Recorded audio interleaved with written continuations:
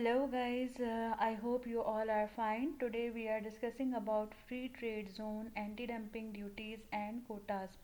First I will discuss free trade zone with you all. ये basically एक policy है जो कि गवर्नमेंट इम्पोज करती है इंपोर्ट एंड एक्सपोर्ट के ऊपर। ये कुछ बैरियर्स मतलब ये इस तरह की पॉलिसी है जिसके अंदर कोई चार्जेस, कोई कोटा, कोई रिस्ट्रिक्शंस जो हैं वो गवर्नमेंट इंपोर्ट एंड एक्सपोर्ट पे नहीं करती एंड ये बिल्कुल फ्री ट्रेड होती है। इसमें ये सेल एंड परचेज बगैर किसी कोटा एंड रिस्ट्रिक्शंस के लोग आपस में कर रहे होते हैं। इसमें यही चीज़ है कि इसमें बहुत सारी कंट्रीज़ को बेनिफिट हासिल होता है कि क्योंकि उनके इंपोर्ट एंड एक्सपोर्ट पे कोई एडिशनल चार्जेस ऐड नहीं हो रहे होते। और इस पॉलिसी के अंदर ये होता है कि गवर्नमेंट इसके अंदर इंटरफेयर नहीं करती, चाहे आप जितनी भी क्वांटिटी में एंड जितनी भी प्राइसेस में इंपोर्ट करवाते हो, एक्सपोर्ट करवाते हो, तो इसमें गवर्नमेंट की कोई इंटरफेरेंस नहीं होती।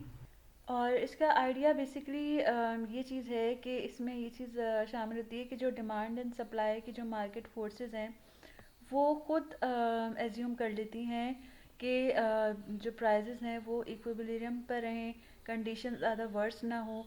तो इसके अंदर गवर्नमेंट का कोई लिंक इसमें शामिल नहीं होता और डिमांड एंड सप्लाई इसमें खुद वर्क करेगी और यूटिलाइजेशन ऑफ रिसोर्सेज को इसके अंदर ले आती है।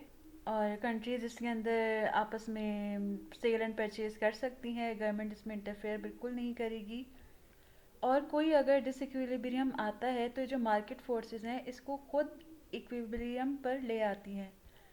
इसमें बेसिकली इंपोर्टर को भी फ़ायदा है, एक्सपोर्टर को भी फ़ायदा है कि वो बगैर किसी रिस्ट्रिक्शंस के, बगैर किसी इम्पोजिशंस के आपस में ट्रेड कर रहे हैं, सेल एंड परचेज़ का काम कर रहे हैं, जिसमें गवर्नमेंट की कोई रूल्स, लॉज एंड रेगुलेशन इसमें शामिल नहीं होते। तो नेक्स्ट स्लाइड की तरफ हम लोग चलते हैं जो कि हमारी है एंटी डंपिंग ड्यूटीज़।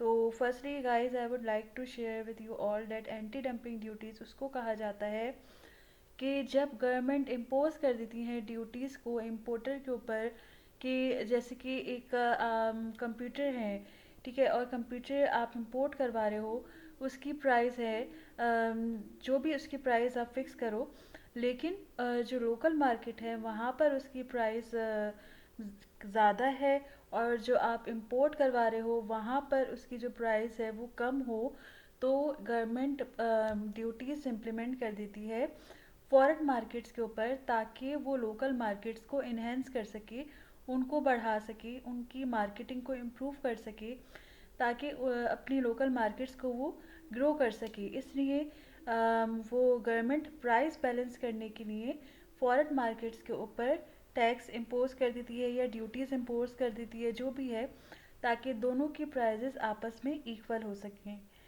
तो नेक्स्ट स्लाइड पे मैं आपको बताऊंगी कोटास क्या होता है। कोटास बेसिकली ये होता है कि ये भी गवर्नमेंट की तरफ से होता है और ये बहुत इम्पॉर्टेंट है नॉन टैरिफ ट्रेड बैरियर्स में। और इसके अंदर ये होता है कि गवर्नमेंट आपको रिस्ट्रिक्ट कर देती है कि आपको इतनी क्वांटिटीज़ मंगवानी है और इतनी क्वांटिटीज़ से ज़्यादा क्वांटिटी आप नहीं मंगवा सकते। तो ये भी आपके लिए गवर्नमेंट की तरफ से एक रिस्ट्रिक्शन होती है।